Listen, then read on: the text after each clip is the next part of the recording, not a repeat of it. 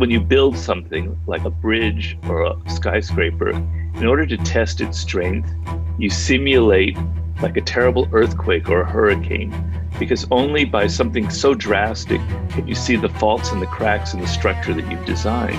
And these kind of crises reveal the potential problems in our political structures, in our individual lives.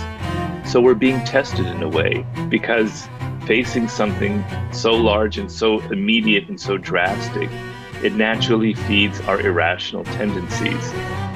Unlike, say, 20, 30 years ago, now, literally, we can pop on Instagram and you can always find someone that's better looking than you, has more money than you, has a better relationship with you, a better girlfriend or boyfriend. Talk to me about how we can maybe break the cycle or even recognize that this cycle is happening. Your career, your power, your success in life depends on your ability to bring out your uniqueness. That's your source of power. If you're constantly thinking about what other people have, take these qualities and turn them around. Feel grateful for who you are. People in the 21st century, we have a lot of anxiety. And that anxiety stems from this one thing that we're not confronting, which is our own mortality. It's the most real thing in your future.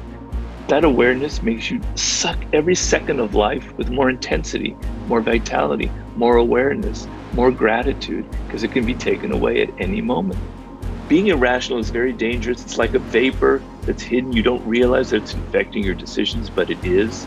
And just being aware of how subtly it's infecting everything that you do can give you the ability to be more rational in life.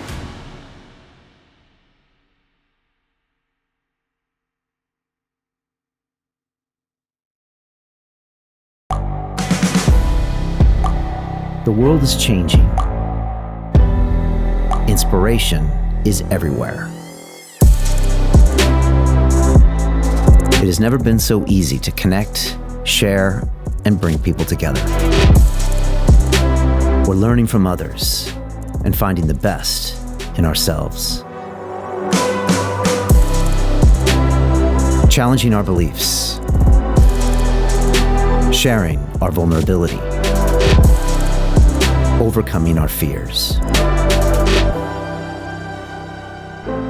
Transforming ourselves so we can transform the world. How far can we go? This is London Real. I am Brian Rose. My guest today is...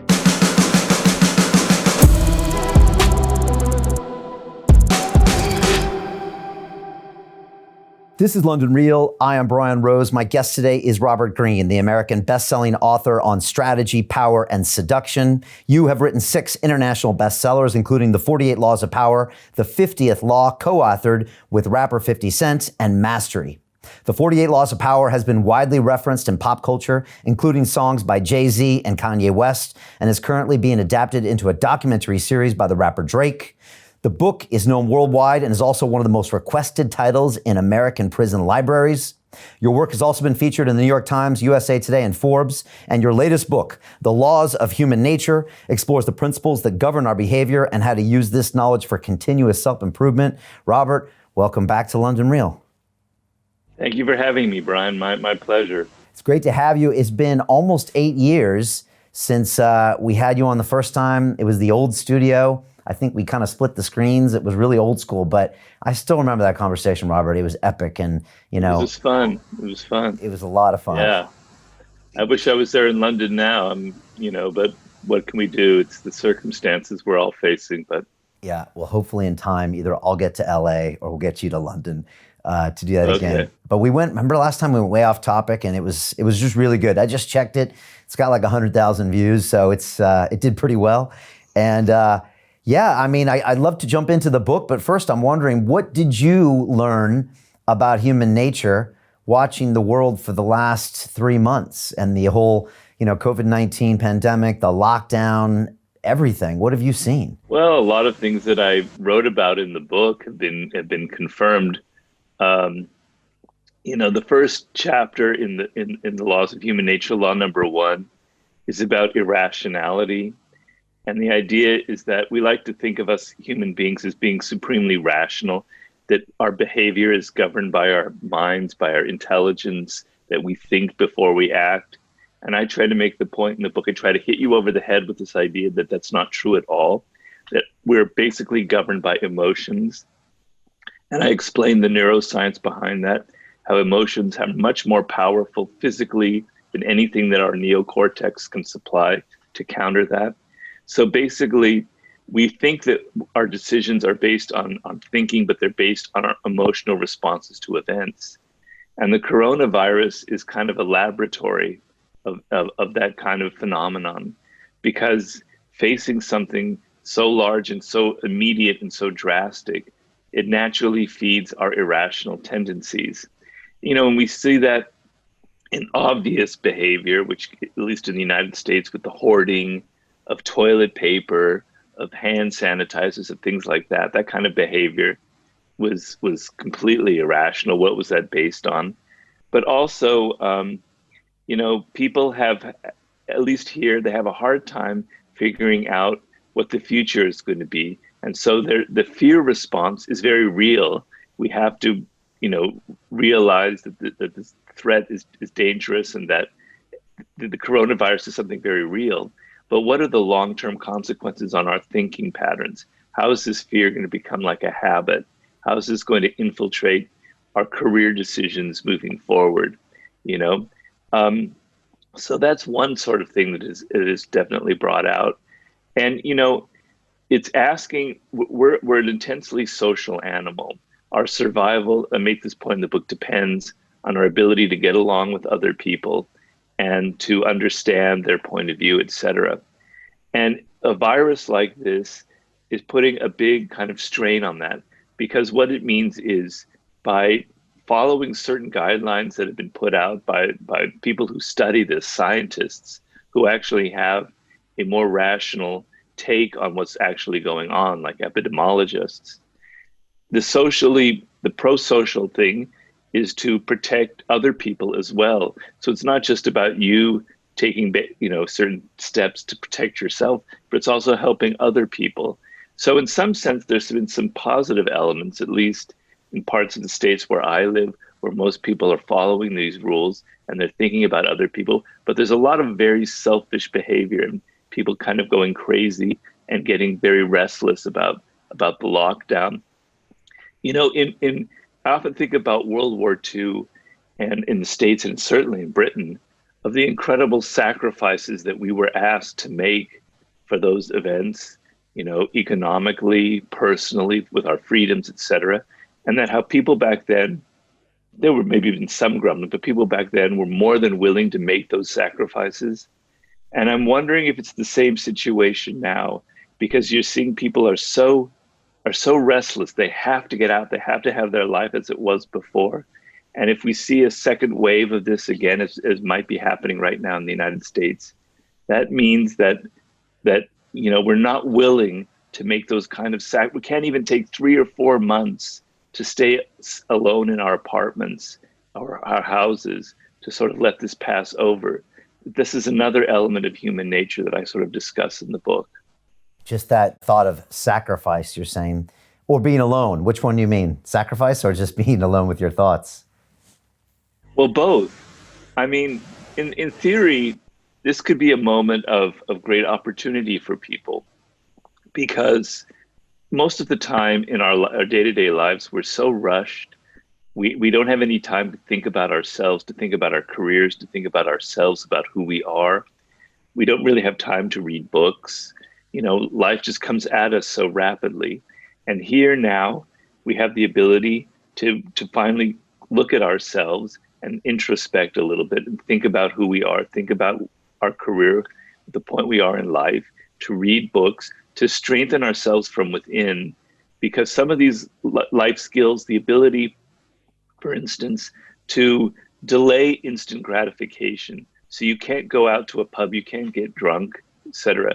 But you can find pleasures and distractions in other ways. And in doing that, you build a kind of inner strength that will last long after this coronavirus is gone. You'll be able to be more patient. You'll be able to withstand moments where you do have to be alone, where you do have to think, where you do have to think about yourself and what you want and what your likes and dislikes are.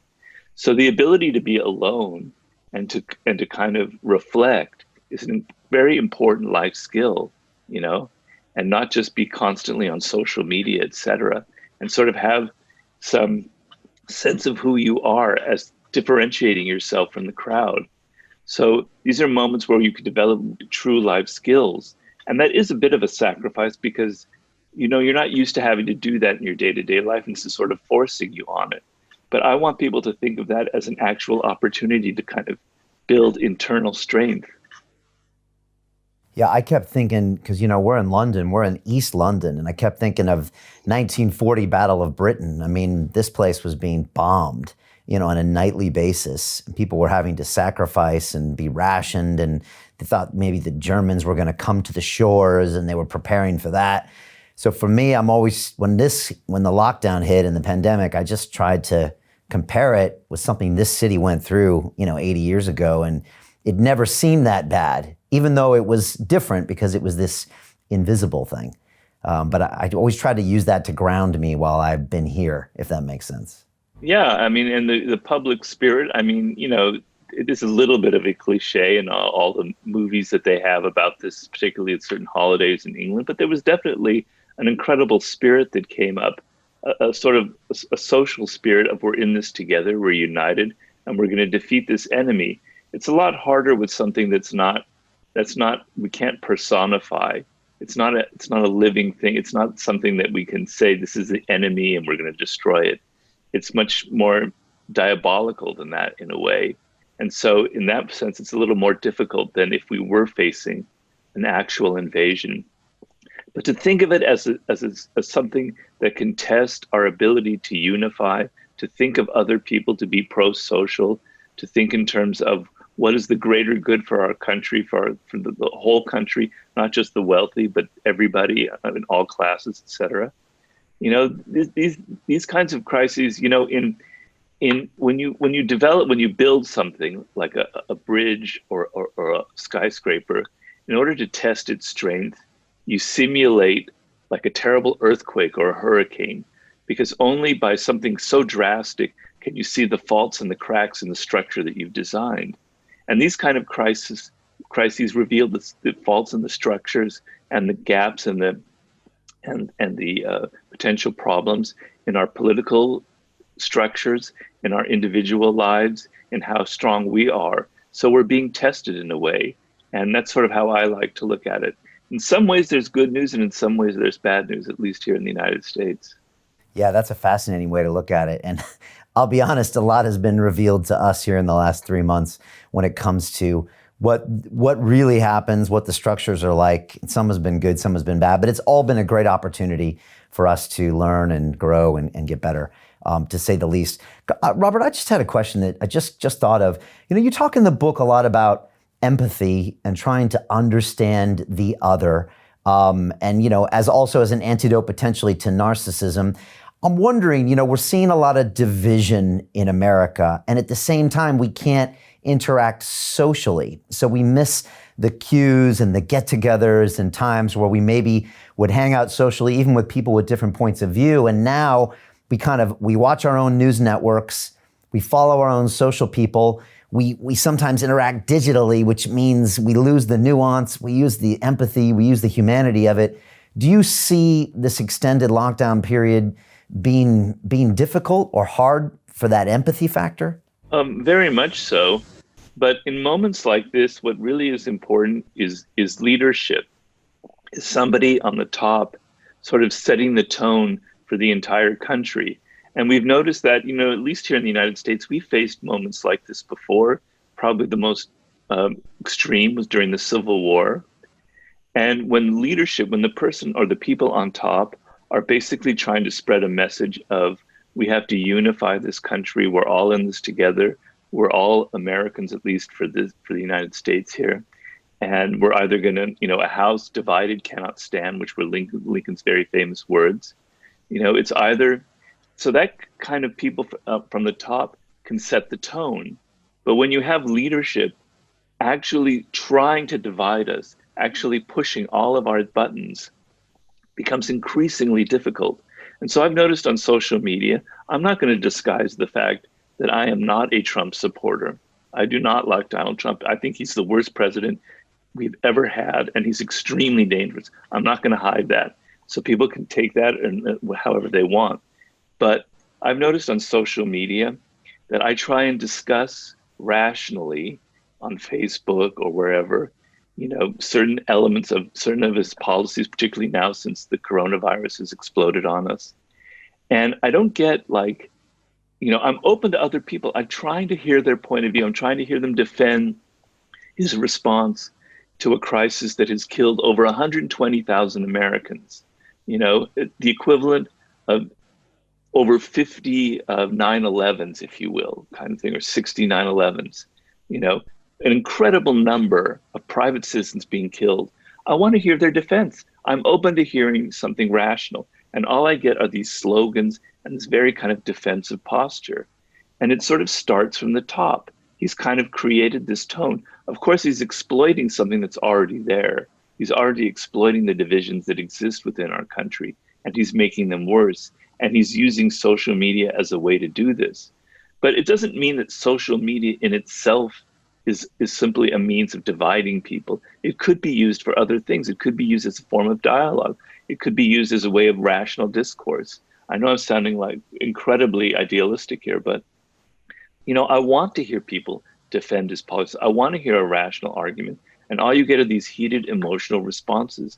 A lot of it to me stems from cognitive dissonance, which is something I talk about in the chapter on irrationality. And the idea here is you form an opinion about somebody. Let's say you support a certain politician like Donald Trump, and then evidence comes in that maybe contradicts your original decision. But you, instead of listening to that evidence, because if you listen to that and then you have to admit that you were wrong in your original choice, and people never like to admit that they were wrong. They would rather hold on to something that's irrational, to believe that their original choice was the right one, than to have to admit that their original choice was wrong, because it causes doubts about who you are, about yourself as a person and your own intelligence. So instead of rethinking your original position, you then latch on even more emotionally to what drove you in the first place. And I see a lot of that kind of behavior going on. And so one of the things I talk about in rationality, it's not that you're not born rational, you are born irrational, but to become irrational, to become rational, you have to be able at times to admit you are wrong, to admit that sometimes you made a mistake, that you made choices that didn't come from the right information. That is the first step towards becoming a rational human being. And I've done that through myself. I'm constantly admitting that predictions I made 8 or 10 years ago were wrong. People I voted for ended up not being the right people, and it was my fault. I recognize my own limitations, that I can make emotional, wrong-headed decisions. That is the first step towards being rational. And in this climate, it's extremely hard to find people who are willing to do that. And what else can we do, Robert? I mean, I think most people would probably agree with you that we're irrational, even though we all like to think we make just logical decisions. But is there any other way of like checking your emotion on a regular basis, or when it comes to big decisions? I mean, we've all heard about the exercise where you write down the pros and cons of a decision, and when you see the two lists, then you make the decision. I mean, that's a way I think of trying to engineer out your emotions. But like, what are some other things that people can do either to recognize it or to be more rational? Well, the first step is actually quite simple. And if you don't make this first step, none of the other things, writing that stuff on a piece of paper, will be meaningless. The first step is to understand that you are not rational, that emotions are infecting your decisions. So if you have a strategy, a plan for your company to make more money, or for yourself in your career, the first thing you have to do is you have to realize that 90% of what has gone into your decision is emotional, that you're basing it on wishes, on what you hope will be the truth, and that you're finding evidence to confirm that, confirmation bias. Okay, so if you can't make that first step, forget all the other bullshit that people throw at you in self-help books. It's meaningless. And I do a lot of consulting with business leaders, and I go through this time and time again. I try and say, look, your decision that you've just come upon is basically based on what you want, not on what's actually going to necessarily happen. So you have to take a step back and realize that. And when you realize that, now you reassess your decision. Okay, now you can begin to have what's called emotional intelligence. And emotional intelligence basically means the ability to assess your own emotions. So if you feel angry or if you feel excited, instead of acting on it, instead of going out and buying 10,000 shares of that stock that other people are buying, or instead of like writing some really angry email to your boss about something he or she said, you then think about, why am I angry? Why am I excited? Is it reasonable? Is it based on what's actually happening to me right here in the present? Maybe it's not reasonable. Maybe I'm responding to something that happened in my childhood or to something that happened a few days ago, and it's not about what's going on in the present. So the ability to step back and analyze your own emotional responses is actually a critical life skill. And then when you're looking at your decision, you're making it a choice about your life. Let's say a lot of people now are facing a very big decision, which is, what is my future? What is my career going to mean? I may not have a job when this is over, or it might be a very different job, right? Okay. So you want to have the ability to step back and consider other options, because the greatest limitation that the human mind has is that we tend to consider what we've done in the past. We tend to follow a straight line. If we're considering, we're going to go here, here, or here, we only think of three possible paths in life. We have very narrow perspective. We try and keep this narrow because otherwise the human brain gets overloaded. You want to be able to expand your choices. You want to be able, instead of just thinking of A, B, and C, you want to think of D, E, and F, and G. You want to think, are there other things I could be doing? Are there other possibilities out there? I'm tending to always repeat the same strategies, the same conventional, boring ideas from the past, these sort of patterns of life. And I talk about the laws of human nature. 90% of our behavior is compulsive. We repeat the same patterns of behavior, the same strategies over and over and over again. It's the animal part of our nature.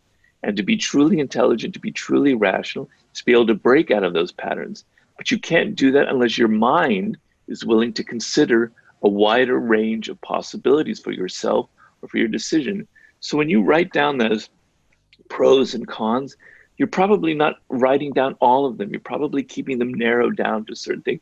And even if you do write those pros and cons, your emotions are going to infect what you write down as a pro and a con, unless you are aware of all these things that I'm talking about. So being irrational is very dangerous. It's like a vapor that's hidden. You don't realize that it's infecting your decisions, but it is. And just being aware of how subtly it's infecting everything that you do can give you the ability to be more rational in life. Are there any ways to just disrupt your patterns of thinking? I mean, I think when you were here 8 years ago, I vaguely remember us talking about psychedelics. 2 years ago, I went and had some pretty heavy, I think we did. I had some big ayahuasca ceremonies in Costa Rica a couple years ago. Oh, good for you. And we made a movie about it called Reconnect. And I mean, talk about getting a reset for your brain and just opening up my brain to lots of possibilities. It definitely did. Of course, the integration process took a couple years. Some people say it's still happening. But like, are there other ways to just kind of detach from those patterns? Because Robert, otherwise we'll repeat them for the rest of our lives. And then, that's why a lot of people have these regrets, because they look back at their life and they see they were stuck in these patterns, right? Well, everything that we talked about here so far this evening is all about awareness. That's the key thing here that I'm trying to pound into people in my book. You have the short version there, which is fine. I don't want to say don't read it. But the book, the actual book is long. I'm afraid it's like over 500 pages. And I'm pounding into your little head that you are not aware of yourself. You don't know yourself. You don't know other people. Okay, so the key here in going about your patterns is to be aware of those patterns. Okay, if you're not aware of those patterns, you will repeat them your entire life because you don't even know that they exist. So what are your patterns? So to do that, you have to take a step back and you have to introspect, which we were talking about earlier.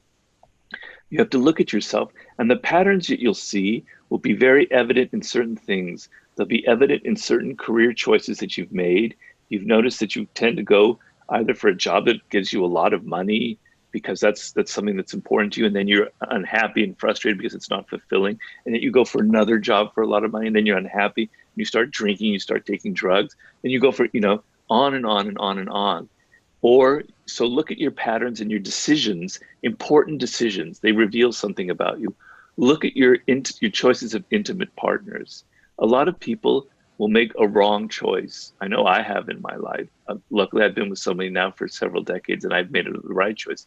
But in the past, you'll notice that you often choose the wrong kind of person, the wrong man or woman for you. And then 3 years later, you repeat it. You don't realize it, but you're going for the same type of person. You're attracted to narcissistic man or woman. You break up, and then you go after the same person again, over and over and over again.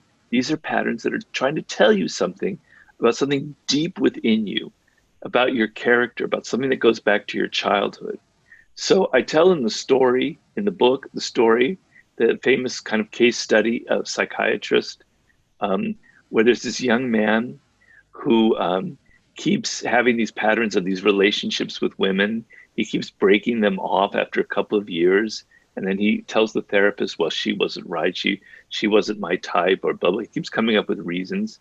And finally, the analyst discovers that essentially his relationship with his mother wasn't very loving to him when he was 3 years old. You know, she was kind of a narcissistic mother. And he always had this feeling of being abandoned by her. And it was very painful for him. But he doesn't remember it because it was when he was 3 or 4 years old. And so his pattern in life is to always be the one abandoning other people before they can abandon him, so he doesn't repeat that feeling of pain. But look at the incredible painful pattern it sets. He can never have a relationship, and he can never be aware of why he's doing that. Well, you can better believe that you out there listening to this have patterns like that. They may not be so extreme, but that you have patterns that stem from relationships with your father, your mother, your siblings, your earliest teachers, that are causing you to do things that you're not aware of. And you can only see evidence in this in certain very important decisions that you make that reveal something about your character, about your emotional resilience or your lack of it. As I said, in relationships or career decisions, and there might be other areas as well. So seeing those patterns, you now have the ability to perhaps break. It's not easy. It's not going to be a simple step, because the brain is designed as this kind of machine for repeating behaviors over and over again. We're neurologically wired to repeat things. It's not easy to break that. But the only way is to apply light to it, to throw a light on it, and to bring some intelligence and to say, this is why I always get angry when an authority figure asks me to do something. This is why I'm so rebellious and I always say the wrong thing in meetings, and why it's constantly hurt me in my career. This is why I've made terrible choices in a spouse or an intimate partner over and over again. Now, that's like incredibly empowering. Now you have a little bit of space the next time you're about to make a decision to go, whoa, wait a minute. No, maybe I shouldn't do that. Maybe I need a different type of person to be my partner in life. Or no, maybe I shouldn't say that thing to my boss. This has gotten me in trouble before. Now you have a little bit of power and you can start to build on that. So everything sort of revolves around your awareness of yourself and of these patterns. Well, it sounded like you were talking about my life for a second there, Robert, because up until I was 40, I mean, I made a series of career choices based on money because I thought in my head that money would make me happy. And it took me literally, 20 some years to realize it didn't, which is why I started doing London Real. London Real was a 180-degree turn from that style of me as a greedy banker for 9 years and other jobs. And it was me finally realizing, after alcoholism, drug addiction, loneliness, depression, and just general, I'm not happy, to realize that the only way to get happy was, ultimately really to be of service. That's ultimately what I discovered. But I had to break that pattern. Actually, a meditation practice helped. Some drug addiction and overdose helped. Being alone helped. So a few things snapped and got me that realization. So and maybe hitting bottom too. Yeah, that definitely helps. And it was interesting, earlier you were talking about business leaders. I thought of that movie Moneyball with Brad Pitt, where this baseball team decides that if they want to win, if they really just wanted to win, they should take the emotions out of it and say, stop going for the super cool base hits and all these other things, and just play by the numbers. You can win this game of baseball if you just play it rationally and logically. as opposed to most teams that were doing things the old way and the old patterns because the old timers did it that way. And ultimately they were successful, I think, because they took their emotion out of it.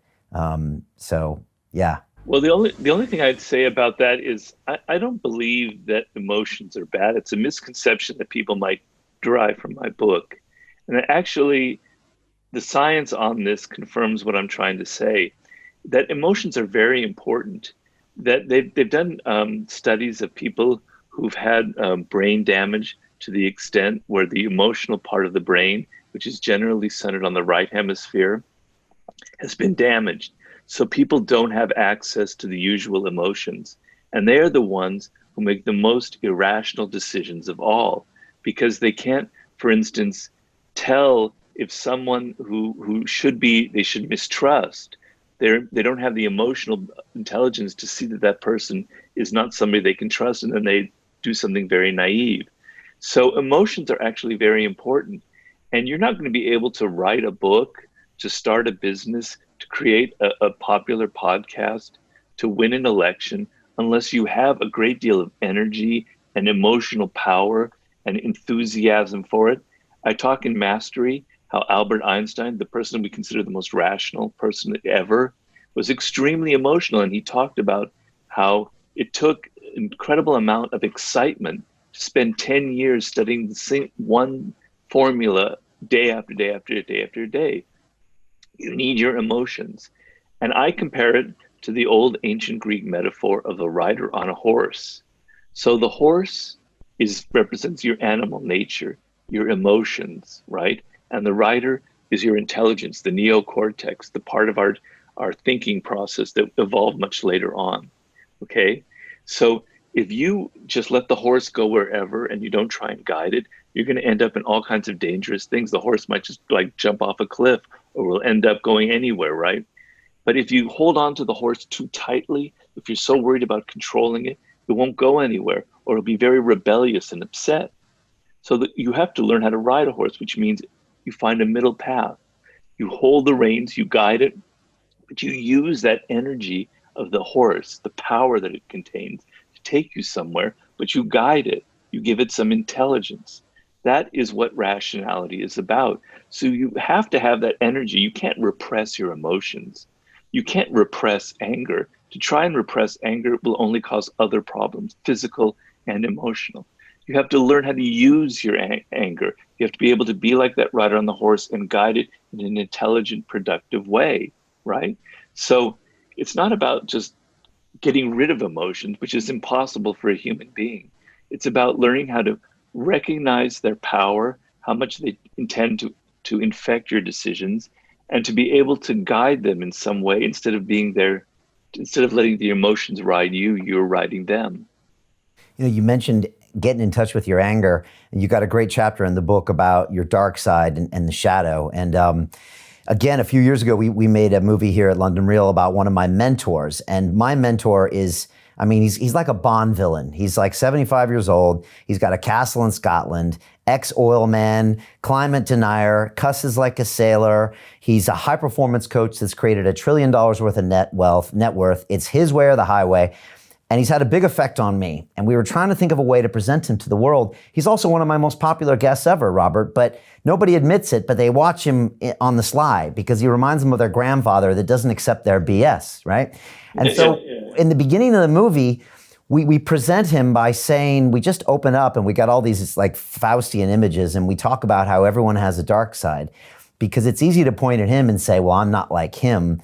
But I'm trying to get everyone to kind of admit they have a dark side. It's a big part of your book here, and maybe you can talk about how we have to accept, because most people won't accept that they do evil things, they do angry things, that they're, potentially savage, violent, nasty, mean, envious creatures. How do we get in touch with this, Robert?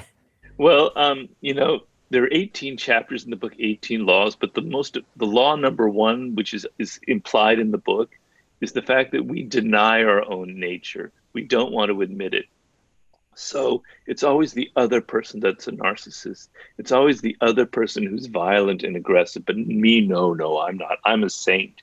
It's always the other person who's the conformist. No, I always get my ideas from myself. I don't listen to other people. It's always the other people who are envious. No, I never compare. It's bullshit. The person who denies it the most, the person who says most vehemently that I am not a narcissist is the most narcissistic person of all, because they have to prove how different they are from other people. It's all about themselves, right? So denial, as Freud said, is merely a way of disguising the opposite, which you're trying to disguise from yourself.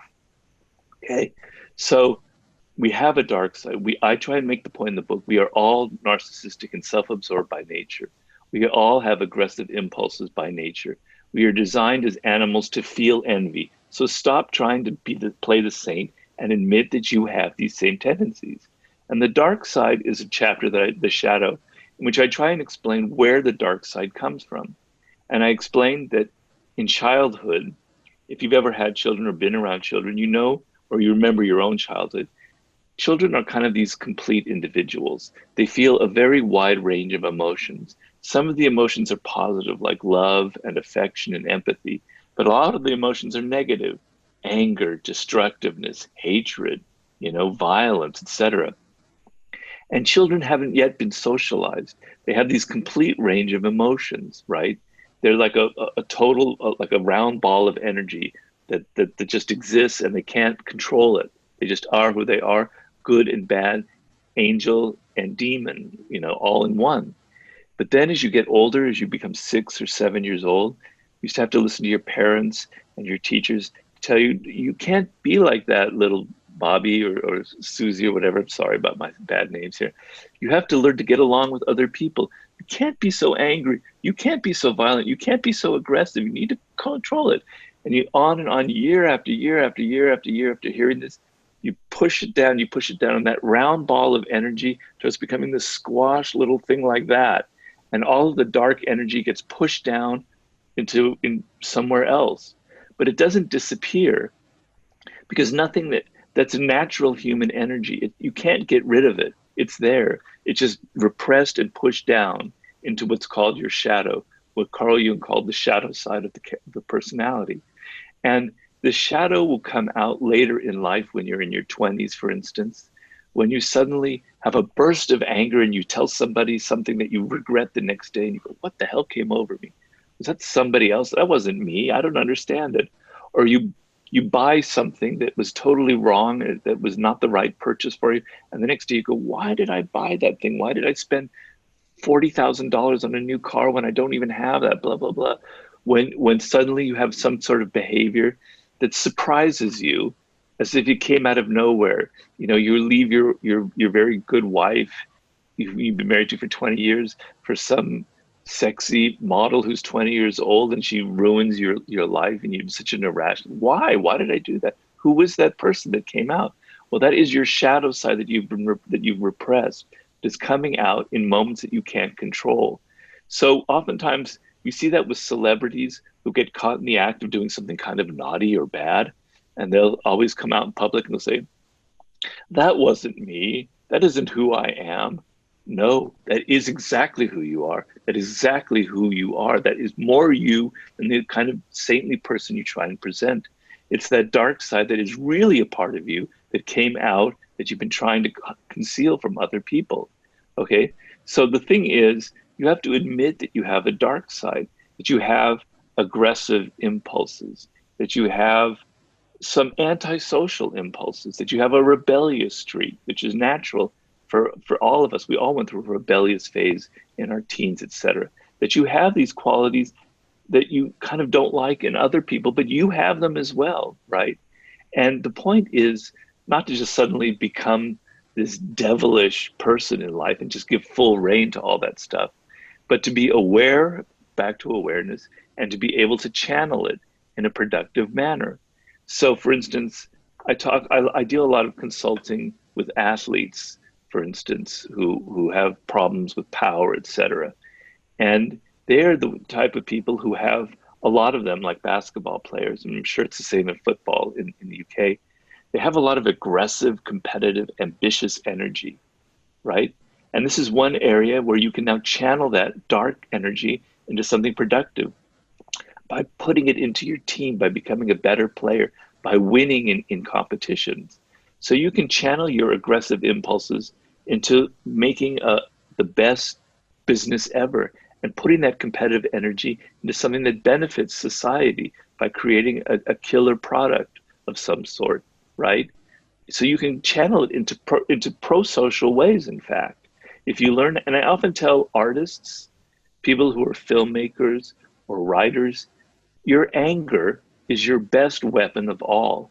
I know when I wrote the 48 Laws of Power, which has been my most successful book, we've sold well over 2 million in the United States. I don't mean to brag, but I'm just saying. Um, yeah, I'm bragging. That's my dark side. I'm going to stop that. Um, is I had a lot of anger, right? I had worked in Hollywood, and I hated the falseness in Hollywood. I hated all the phony. Yeah, I love your screenplay, blah blah, all the bullshit. And I channeled my anger into that book, and people feel it. They like the anger. So if you're an artist, don't be afraid of your own anger or your own dislikes or even your violent energy. Put it into your work, because people are so repressed out there and so politically correct. They're going to love it. They're going to love that you express some of those emotions that everyone else is afraid to express, and you put it in a work of art. So find ways to use that dark energy that are actually productive. Yeah, that's super good advice. Did you watch the Michael Jordan documentary on Netflix? Because you really see his competitiveness, and then you're talking to him, 25 years later, and he's still mad at some of the guys he competed against. But he did channel that into, the team winning, but it feels like he keeps the energy with him. I don't know. What did you see in Michael Jordan? Yeah, he's a classic example of that. And, he was like in high school, and somebody told him, like a coach, you're never going to be a successful basketball player. You're too undisciplined. I don't remember what it was. He never forgot what that guy said. He remembered it every single day of his life, still does. He used that to channel himself, fuck you, I'm going to show you that you're wrong, etc. Anytime somebody doubted him or wanted to show him up on a court, he never forgot it. He used it to get back at them. And in some ways, he wasn't often the best teammate. He can be really hard on players. Fortunately, he had a coach, one of the great geniuses, strategic geniuses, in Phil Jackson. And I talked earlier about leadership and how it's important that somebody can set the right tone.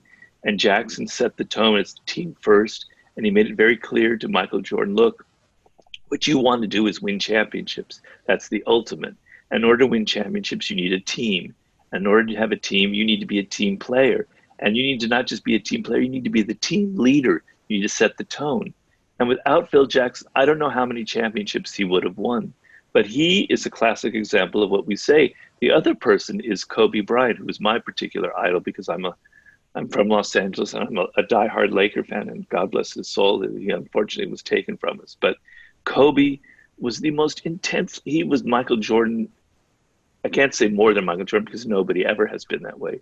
And even Tiger Woods to some extent. So it can be a little bit destructive. You can go a little bit too far in that if you don't have some degree of control of that energy, and it can spill out into your private life. But athletes like Michael Jordan and Kobe Bryant are the prime exemplars of this. The thing is, we don't have, you and I or people in business, we don't have the same outlet where we can physically impose ourselves on other people and be a little bit violent and push them and get the ball and score points, etc. We have to be a little more polite and social and civilized out in our offices. We have to pretend, we have to wear these kind of courtier masks, etc. But you can channel it in some ways, like for me, for instance, I'm a very ambitious person. I'm very competitive. Anyone who's ever played a game with me knows that there's a Michael Jordan in me. I'm not as bad as Michael Jordan, but I'm definitely of that type. I don't like to lose, right? So when I'm writing my next book, I'm always worried that it's going to fail, that no one's going to read it. It's going to be terrible.